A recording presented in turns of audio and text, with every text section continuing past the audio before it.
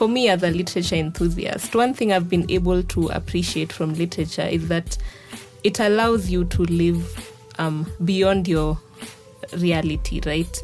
It allows you to walk a mile in someone else's shoes and be able to understand other issues better, realities you would have never got to access. The blind spot begins in the present day, and it is set in a situation where there's quite similar to what we have going on in the country right now. A lot of food insecurity, a lot of political unrest, and it actually begins with demonstrations. For me, it will be two issues.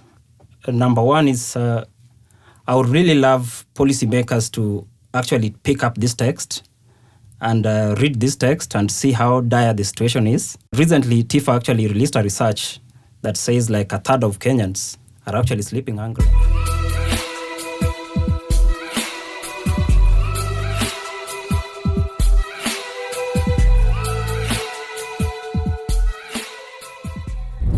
You're listening to the Cha Kula podcast. Welcome to the Cha Kula podcast, a podcast of the Root to Food Initiative, which is a program component of the Heinrich Ball Stiftung Nairobi office. We bring to you relevant issues and discussions about food in Kenya and beyond. We break down topics and dig deeper into day-to-day happenings in food and farming systems, giving a holistic view on the food we eat.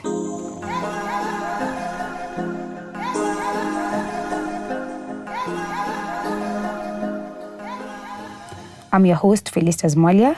Thank you so much for listening in today. Today's topic will be more on a graphic novel which you published in February. It's called The Blind Spot, and the graphic novel brings to life different ways in which politics plays out in Kenya's food system in the form of a visually compelling political drama set in a fictional future county in Kenya.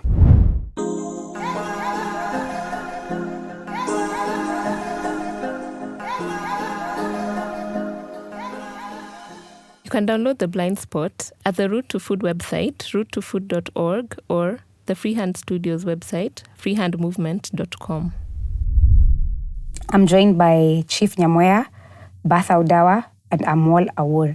I'll let them introduce themselves at some point, but I think it's very important for us to mention how mainstream and unmainstream media spaces provide a platform for people to influence politics, cue social discourse, shape public opinion and attitudes, and present academic research or technical topics in a relatable way.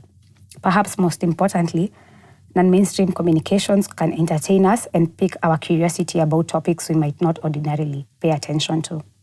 At the Root to Food Initiative, we recognize and believe that creativity, alternative content platforms, and art in generally can prompt discussions on important political, socio-economic, and environmental issues affecting Kenyan society. One such problem is chronic food insecurity and lack of political accountability to address structural causes of hunger towards progressive realization of the human right to food. To continue advocating for sustainable food and farming systems and human rights, with the support of Chief Nyamweya of Freehand Studios, we created The Blind Spot. Over to you. You can go ahead and introduce yourself. Thank you, Feli. As you said, my name is Chief Nyamweya. I'm the co-founder and creative director of Freehand Studios, which is an animation and social impact studio here in Nairobi. And I'm also the author and illustrator of The Blind Spot. Over to you, Bertha. Okay, thank you, Feli. Bertha Odawa. I'm a lawyer by profession. However, I'm also a book reviewer on my Bookstagram platform, which is @AliveInStory_KE on Instagram. In addition to that, I'm also a literature enthusiast as well as a polyglot, and I believe in art as a form of consciousness raising. Yeah, thank you, Bertha. Yes, Amol? Okay, thank you, Feli. My name is Amol Awour. I'm a sub-editor of The Star. I'm also a writer and a journalist, and I'm also passionate about literature. And this is a conversation that I'm really looking forward to.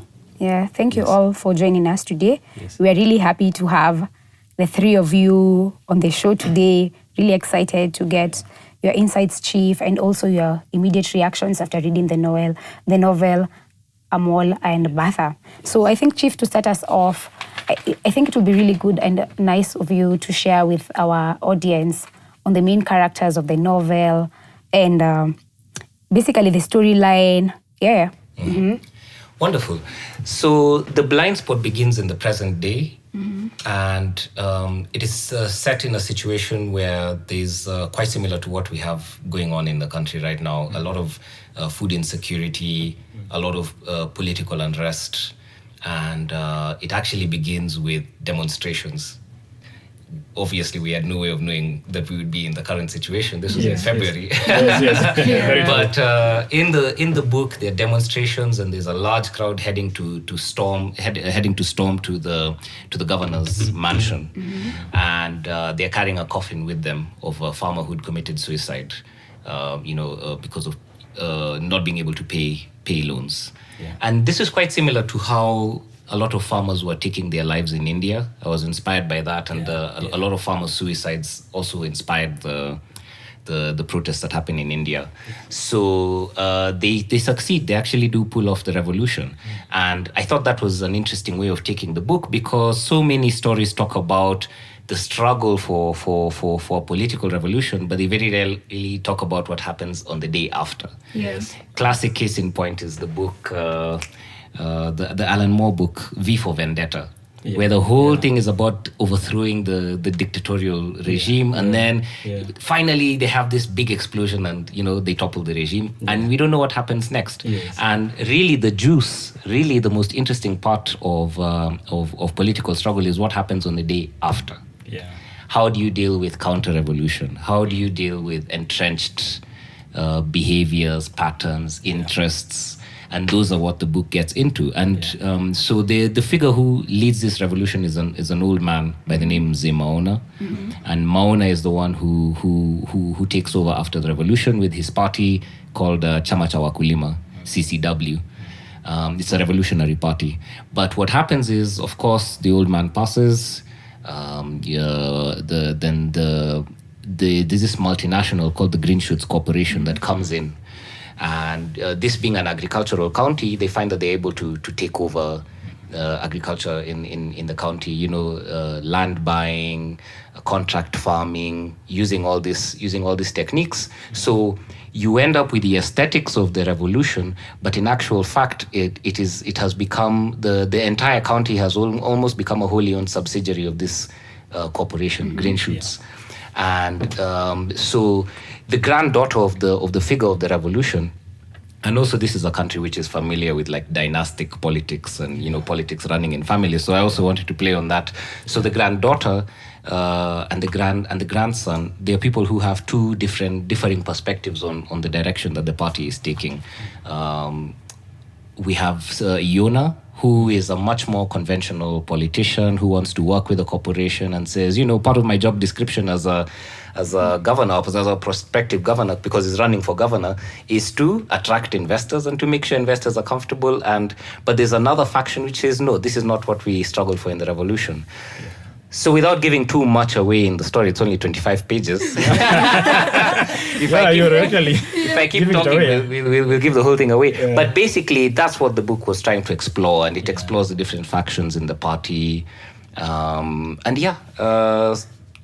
It was a very good platform for exploring all these issues. Yeah. Chief, the cover of the graphic novel is really, really amazing. And I feel like you can share a bit of information on why specifically Sifa, who Sifa is, and also the title, The Blind Spot. Why did you decide to choose The Blind Spot as the title of the magazine or the graphic novel? So maybe I'll start with the title.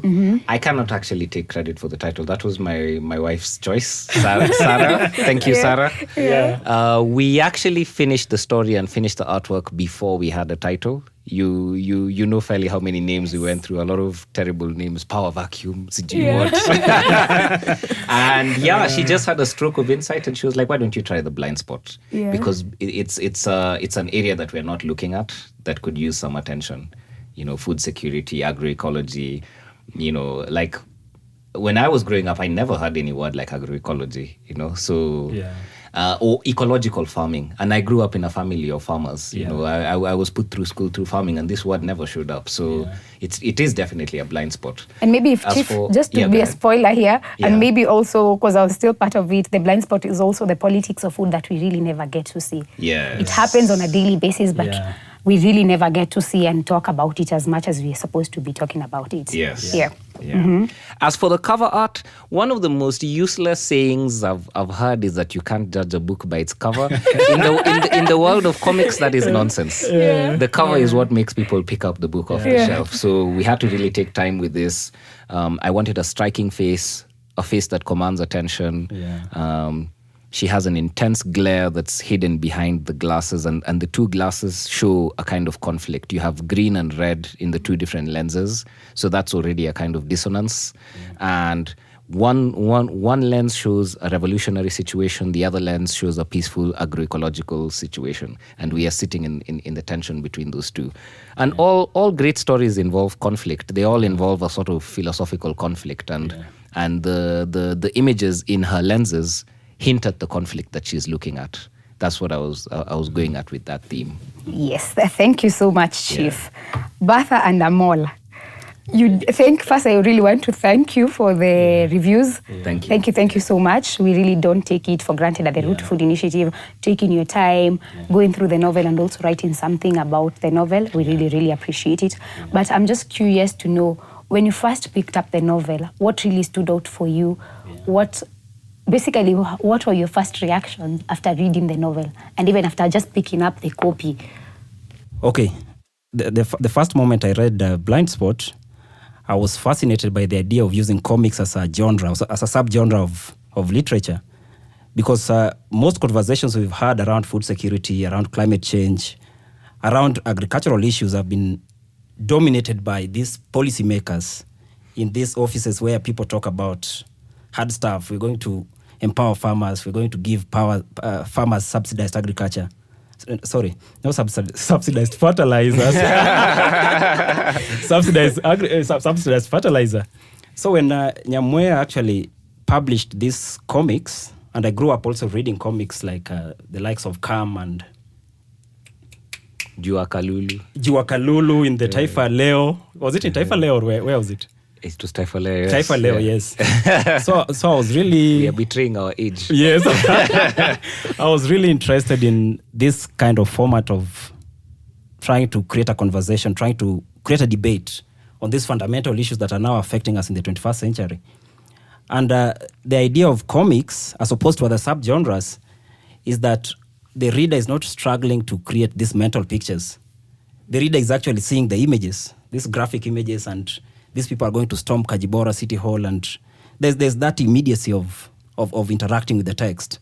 And I think that's something which really stood out for me. And then the second one was about the involvement of young people in agricultural issues.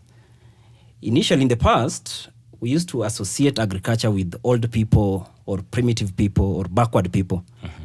But in the case of Sifa and Yoni, even though they have got these opposing views on how they view food security issues, at least they're involved in the debate. Mm-hmm. They're involved in all these philosophical issues, these ideological issues. And I think that's something that I really find fascinating, because the involvement of young people in the 21st century today, like when now we're dealing with a very dire situation in the country, mm-hmm. is very important and very integral. And the government actually needs to come in and bring more young people on board. We need to reintroduce 4K clubs. Mm-hmm. Remember when we were schooling in the 90s? I was in the primary school in the 90s. Yeah. I finished in the early 2000s.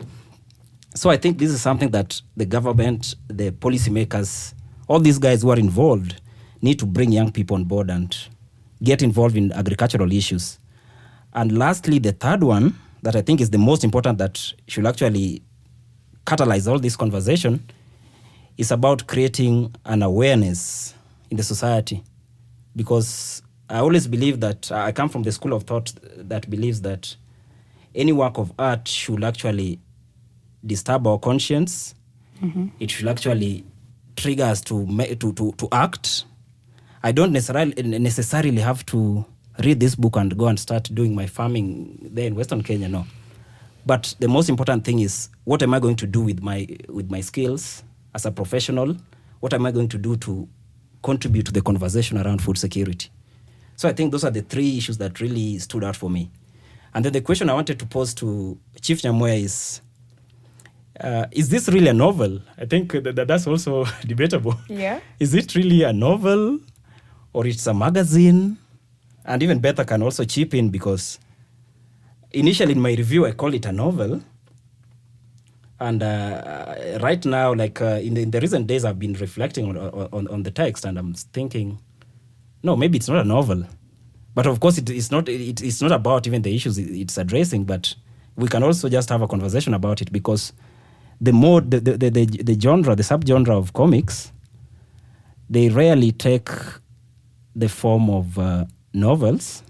I think you're familiar with this guy called Art Spiegelman, or Yes, what is his Art name? Spiegelman. Art Spiegelman, yeah. He wrote Mouse. He wrote Mouse, yeah. Yes. So I'm also interested in that conversation because even the subgenre that the artist uses, it's also going to trigger like a conversation how we consume that text. Yeah. Yeah. So Yeah, thank maybe. you. Thank you so much, Amol. Maybe before Chief answers the question, Yeah. for Bertha, what really stood out for you while you were reading the book, and what really made you do the book review? Okay.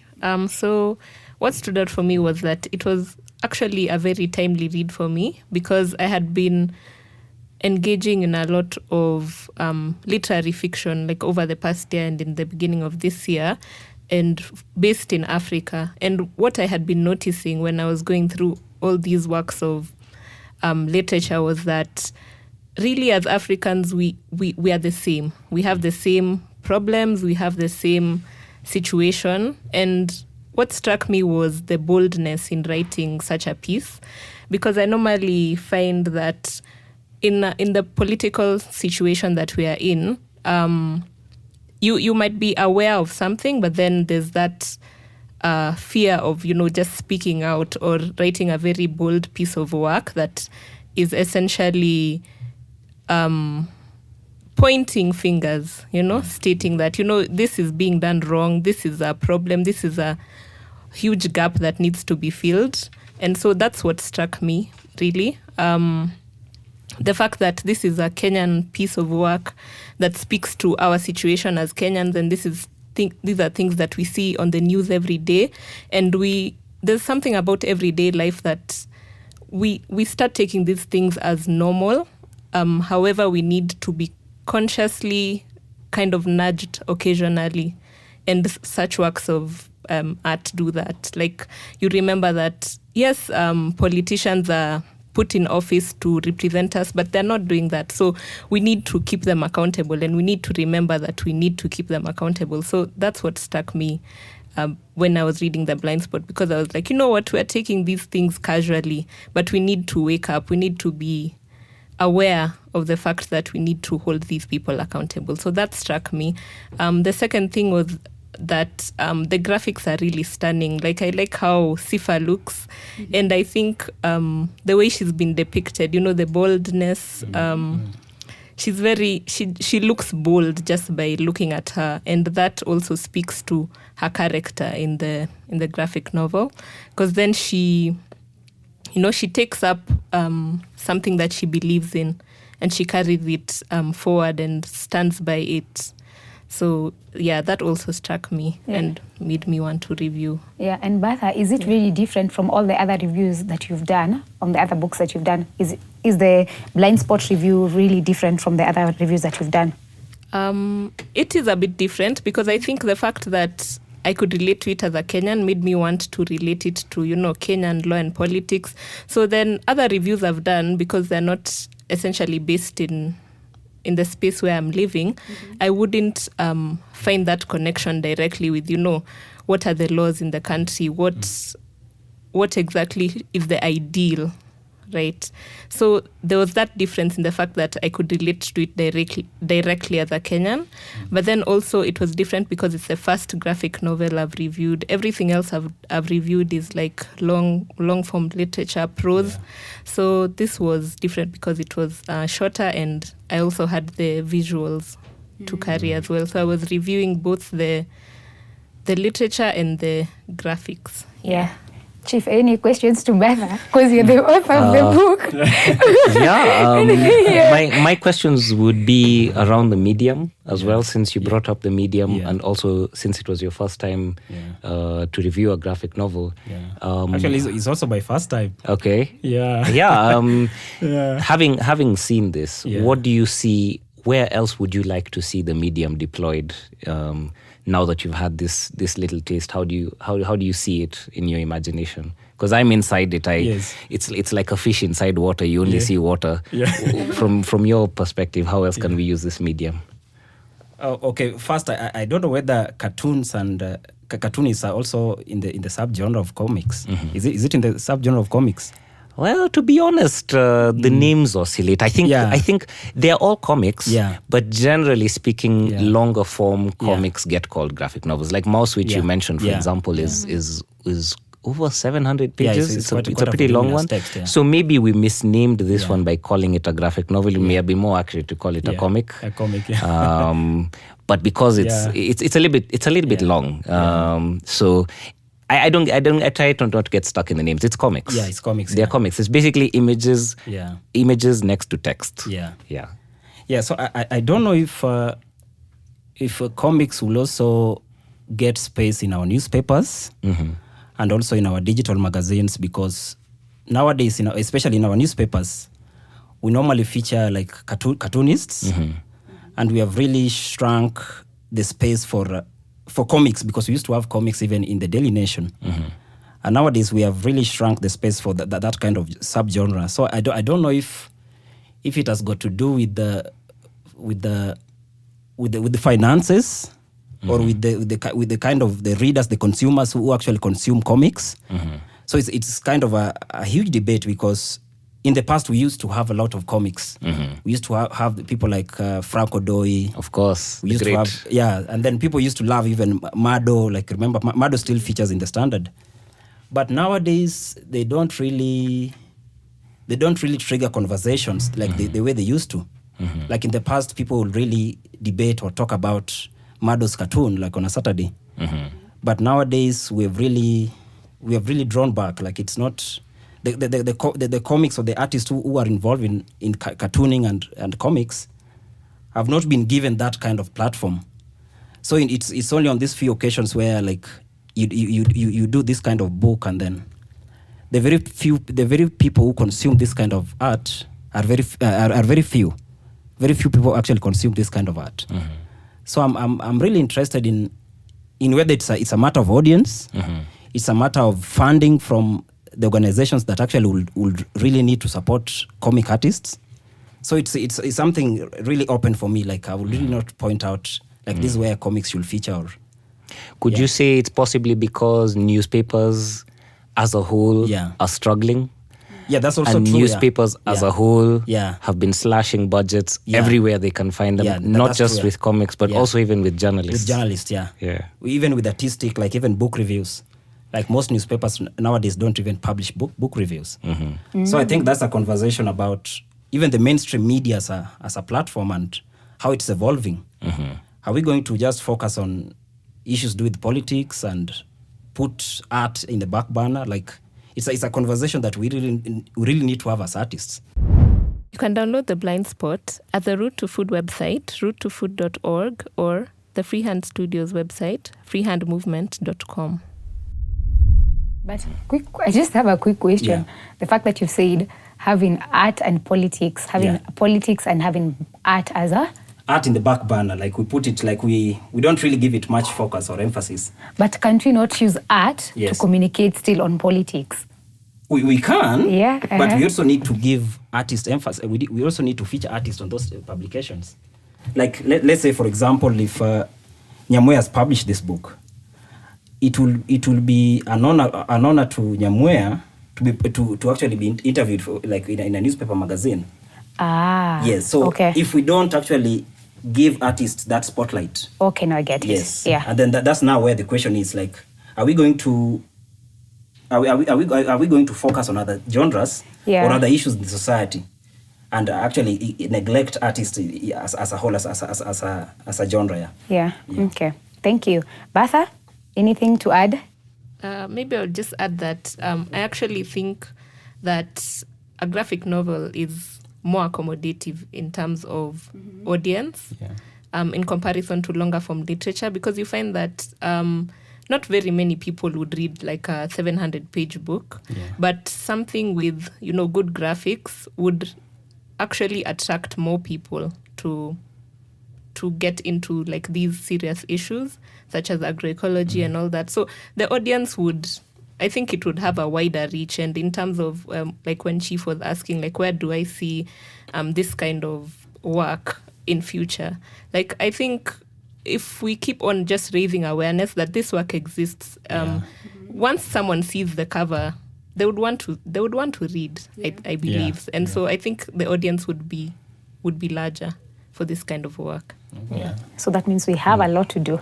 Waswahili walisema kizuri chajiuza. Okay. I think maybe Chief, I still need to come back to you, because this is not your first graphic novel. You have Trust. Yes. And you also have Art of Unlearning. Art of Unlearning. But I'm just curious to know, while you were working on this, is it very different from the other graphic novels that you've done? And how different was it? And what really made, I don't know, what was also inspiring you when you were working on it? So Art of Unlearning, my first like really longer graphic novel was entirely me. It was me going away from Nairobi for close to 2 years, up country, just sitting myself with my thoughts, maybe scrolling the internet a bit. So it was just me, free, what do you call it? Stream of consciousness. With this one, it was a lot more, there were a lot more experts involved. There was yourself, there was Emmanuel. I was constantly comparing notes. Am I using the right word here? Do these images represent what agroecology looks like?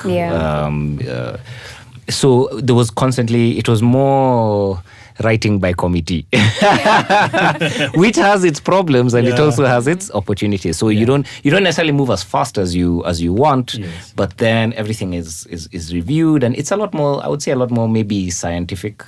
The research has to be accurate in there. It's not just me freestyling. The closest thing I did to that was maybe Trust, the book I did about blockchain, which also my co-author was a blockchain expert. She's blockchain faculty in Boston University. So it was similar, but then the unique constraint of this was the size. It is 25 pages, and the content is not light. How do you squeeze politics and agroecology and food systems into 25 pages plus graphics? And you can't put too much text in, because you also have to leave space for the images. And there's a rule, if on a page you can't have more than, you have to have less than a quarter of the space on a page being text. If you open any page here, you can see that the ratio of text to image, the text never takes up more than a quarter of the space. So that is a very heavy constraint. It forces you to really, really shave off any fat. People have no idea how much fat gets shaved. Like anything that can go, even a comma that can go goes. If any way you can summarize what you're saying and really break it down, that becomes a really important skill.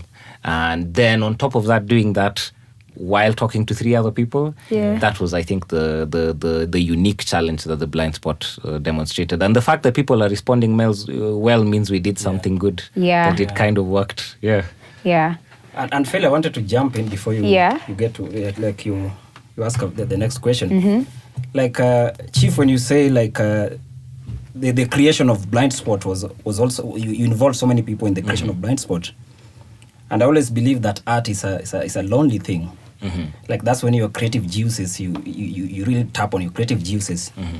So I don't know whether that also influenced the way you produced this book, like the way you imagined your characters, the way you created your characters. Is it something that really affected you as an artist? Because I have this view of an artist who just sits somewhere in a dark room and writes, and you don't want to be disturbed by people. Like if your wife or the kids are around, you tell them, no, daddy is now working. Daddy doesn't want to be disturbed. So I don't know whether that also influenced the way you produce this book, because the reason why I'm asking this question is there's been this criticism where NGOs have been accused of actually controlling artists. How they produce art. Because maybe the organization that you're working with is targeting, like, is interested in a certain objective. So they kind of tell you, like, this is how we should create these characters. This is how you should write.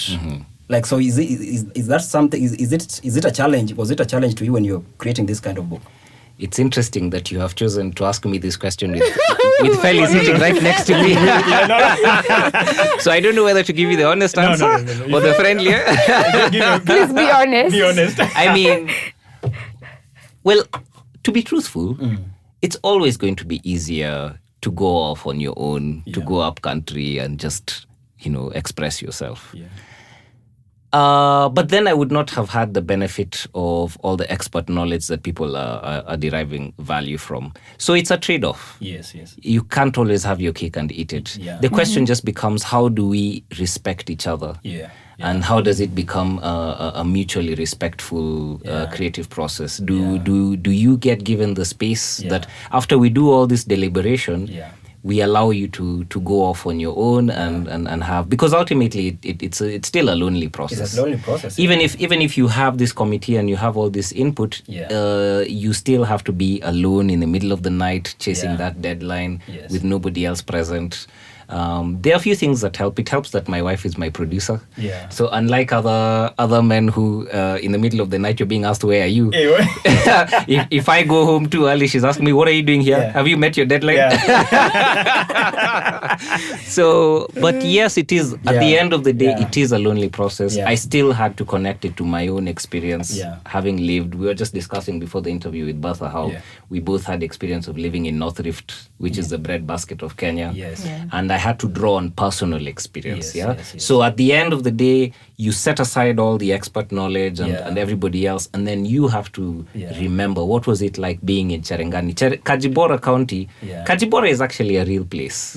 It's a real place somewhere in between Eldoret and Kitale there. And I drew on that knowledge. My parents, as I had said earlier, were farmers. I had to channel all that knowledge of being on the farm. What were the frustrations? I'm very intimately familiar with the frustrations of farming, because my parents farmed. I know how, like everything else, your payment cycles, your expenses are on a monthly cycle, but your revenue is in an annual cycle. Problems with school fees and all those challenges. I'm intimately familiar with them. So I had to tap into those places. And those are very personal places So when you read about the character Sifa, there's a lot of me in there.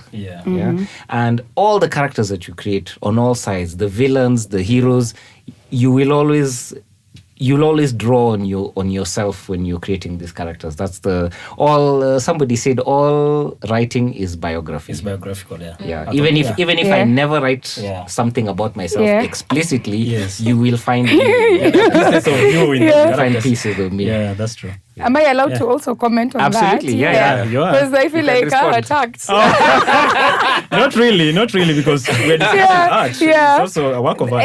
I think for us, what was the most interesting thing is that even as an NGO, not really as an NGO, but basically as an entity that's not government, for us, it's all about values and getting someone who also who aligns to the values that we really push for. And it's not that what we push for is something that's going to hurt you or it's something that it's outside this world, but getting someone who actually believes in what we do was actually also easier during the whole process, because Chief believes in what we do.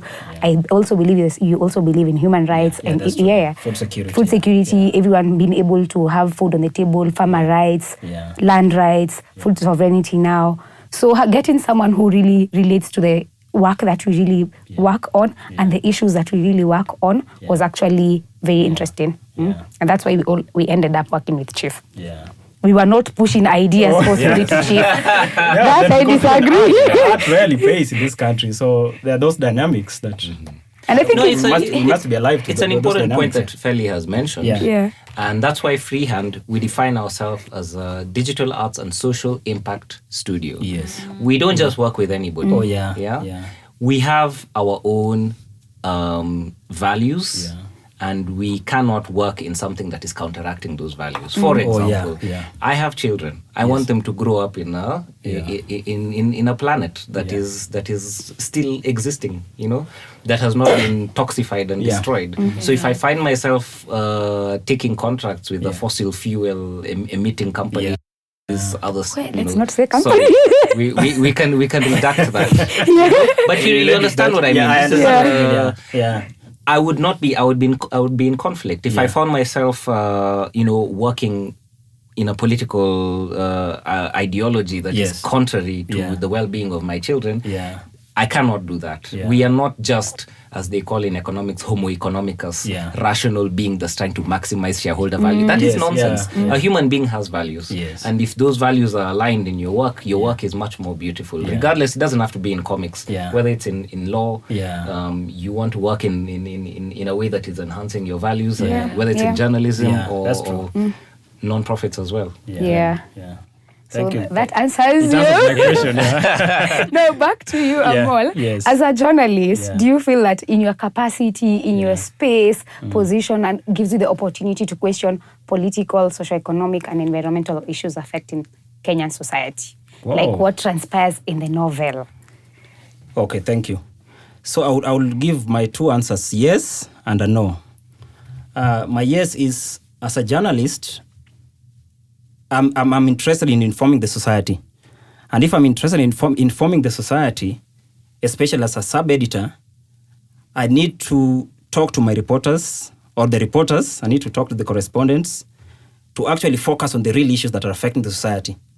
And if the real issues are food security, the real issues are climate change, I need to ask these reporters to focus on those fundamental issues, as opposed to us focusing on other issues like politics, like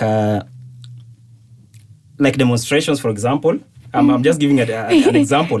But of course, demonstrations are also important. Putting this conversation at the center.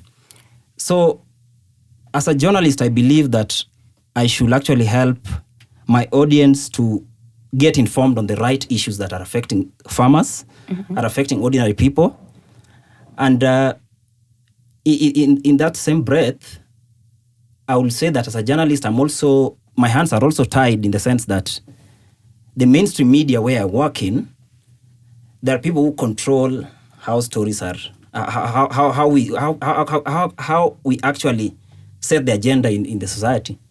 So I will, for example, be interested in sending a reporter to go to Northeastern and cover the drought that is happening there. But the editor is going to say, no, that's not an important story.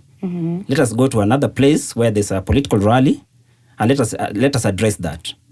So as a journalist or as a sub-editor, I'm in a conflicted situation where, yes, I can talk to the reporters and tell them this is the best story to work on, but also I'm also hindered by the fact that the mainstream media is also controlled by these corporations, like just the same way the green short corporations control Mr. Yona. Sifa's brother. So there are those factors that as a creative or as a sub-editor, I have to grapple with in that mainstream media space. And I'm just curious, are there any other alternative spaces that you can use as a journalist just to push the agenda on your own as a freelance? Not that I'm advocating that you do freelance, but I'm saying as a journalist, are there any creative spaces that you could use? Yeah, there are several spaces, because where I did my review, I reviewed this book in The Elephant, and The Elephant has given us, or alternative media as a whole has given journalists who are not acceptable in the mainstream space to actually experiment with so many ideas. And I believe that if we can use alternative media platforms, like for example, there's Instagram, there's TikTok, there are all these digital blogs and magazines, journalists or people who are creatives can explore or can take advantage of those spaces to actually advance or put forward these critical issues of food security. Yeah, that's very interesting. Thank you so much.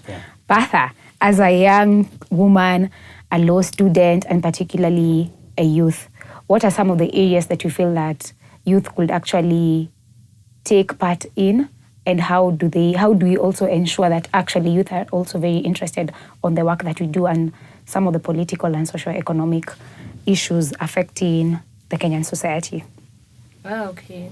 As a young person, like also engaging with like fellow young people, I've been able to see that there've been various creative ways to get people to be conscious about like how they can participate in society, and just know that this is not like when there's problems in society, we're not supposed to just sit by and watch. We can do something about it, however small, and contribute. And these various ways are like, like now the blind spot. If we are able to get like maybe even do mini publicity forums in like universities, get most universities have even like social clubs or environmental clubs and all that. So get those students to, publicize the book so that it gets out there and people are able to know. And that also passes on the information, right? But there's also like festivals. Like recently I saw Shoke Fest, which was like a concert. And every ticket purchased would translate to 2 trees being grown. So then that was an initiative to, make young people more conscious of how they can contribute to the environment and still have fun from that. And once they do that, they're more conscious about, are we like not being sustainable? How can we help the environment? Because, the world is one, climate change is out there. And now that food security is also an issue, how does that translate to political unrest and, the order in society? Like everything it's like a domino effect. When one thing is off, then the other one follows suit. So then we just need to be more conscious by using more interesting initiatives to pass the information across, and the blind spot is one way to do that. And in addition to that, just inform people of how exactly they can participate. Oof. We've now come to the end of the show. I must say this has been the most fun episode I've ever hosted. You think so? I think so. Do you have any questions? But I still have a space for you to share with us your call to action. Everyone the 3 of you will share your punchy statements with our audience. What do you want them to carry with from this conversation? Chief, you can start. I feel that the news comes at us as fragments. Every day you wake up, it's a new fragment being thrown in your face. There's a drought happening here. There's this happening here. Some farmer took their life somewhere else or whatever. So that fragmentation of information coming from every direction puts us in a state of crisis. It activates the amygdala. And it creates that? It's the part of the brain. It's an ancient part of the brain that panic, fight, flight. When you're in stress, like if this studio were to catch fire, it's your amygdala that would kick into action. What we are doing right now, very rationally going through issues, that's higher functions. The adrenaline levels are up there. Amygdala is asleep right now.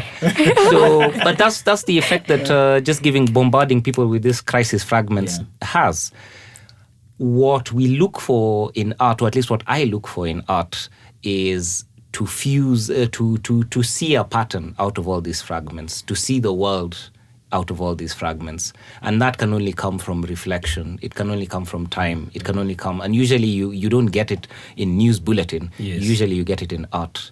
That's the reason why we keep going back to something like Things Fall Apart, Chinua Achebe, or you understand so much more about the experience of colonialism in that work of fiction than you do receiving fragments, because it consolidates the fragments. So what I would do, my call to action is a much broader one. I know we'll remind people to read the book. That's very important. Subscribe, look for Freehand Studios online. We're on Instagram, YouTube, etc. As you do all of the above, my much broader call to action is to value art. As a society, we have struggled to value art. We've always put the economic imperatives ahead of everything. And that's part of the reason why we're in the many crises we're in, both in journalism, in art, etc. If we can understand that these, being able to connect these dots is what will allow us to create a society which we'd like our children and children's children to grow up in. Yeah. Bertha? Yeah, actually, I agree with Chief Yeah. because for me, as a literature enthusiast, one thing I've been able to appreciate from literature is that it allows you to live beyond your reality, right? It allows you to walk a mile in someone else's shoes and be able to understand other issues better, realities you would have never got to access. You get to access that through characters, through people. And one of the things I've found from good writing is a writer's ability to build good characters, because then it's the characters you remember. Like now in The Blind Spot, I'll always remember Sifa as being, fierce and ready to believe, to fight for what she believes in. And, that allows you as a person to also think, if I'm in this situation now, will I be like Sifa? Like, what would Sifa do, right? Yeah. Would I do that? So getting to value and appreciate art allows us as people to appreciate life and know that things are in our hands. Like, we're able to contribute somehow in society, and it's not just a passive experience, that we get to participate. And that's why we have the time that we have. Yeah, so my call to action would also be similar to Chief, like value art, take time to take in art, because then consciousness raising, it makes you remember that today is not just Friday, right? And it's not okay that drought is continuing to be a problem, and there's people dying in the more arid areas of the country. Like, what can we do about that? What are the state's resources that are being used in such activities, and how can they be channeled to places where they're needed more? And there's a concept I've come to engage with recently called long-termism, right? And a lot of researchers are now doing long-term research, basically thinking, how will my research impact human life 100 years from now? Like, not just looking for solutions that are shorter term, but solutions that think of the future generations. And I think that's where we're going with the whole idea of sustainability and sustainable development goals, and just thinking about the environment as something that we need to preserve for posterity and not just for the people who are there now. Yeah. That's very powerful, Bertha. Thank you. Yes, Amol. Okay. So I think for me it will be two issues. Number one is I would really love policymakers to actually pick up this text and read this text and see how dire the situation is. Like recently, TIFA actually released a research that says like a third of Kenyans are actually sleeping hungry. So this is something that we should not really feel that it's something abstract or something really far from us. The people who are starving or the people who are going hungry are our family members, some of our family members, some of our friends. So it will, if I were in that position, and I think that's the reason why I did the review, is let the minister, for example, the CS for agriculture, pick up this book and also see, irrespective of whether the situation here is fictionalized, to really see the situation that we are really grappling with at the moment and take action. Because we have seen a situation where we've left the issue of high cost of living to politicians. We like right now, people are demonstrating. People are going for demonstrations that are saying Ruto should actually reduce the cost of living. Ruto should actually bring down the cost of unga. But I feel we are giving politicians much spotlight because there are so many stakeholders in the society. It's not just the politicians. There are journalists. There are artists. There are so many people. So I would really see in the future, our blind spot should actually give us that impetus to actually get involved more as ordinary people, as journalists, as a lawyer. We need to get more involved in the issue of food security. We need to get involved more in the issue of climate change, because this is a reality that is affecting so many parts of this country. And if we can take that kind of route, then I believe Kenya can be a prosperous nation or country. Like we're not going to be perfect, yes, but we're going to get in the right direction.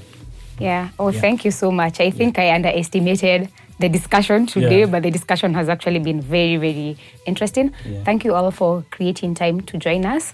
And also thank you so much to our listeners for listening in.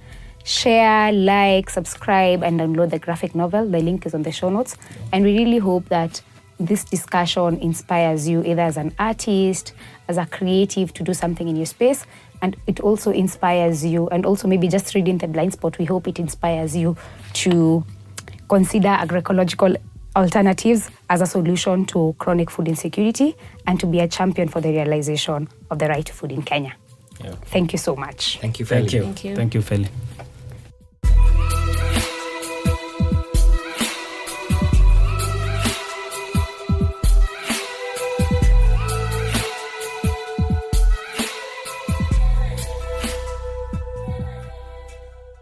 You can download The Blind Spot at the Route to Food website, rootetofood.org, or the Freehand Studios website, freehandmovement.com.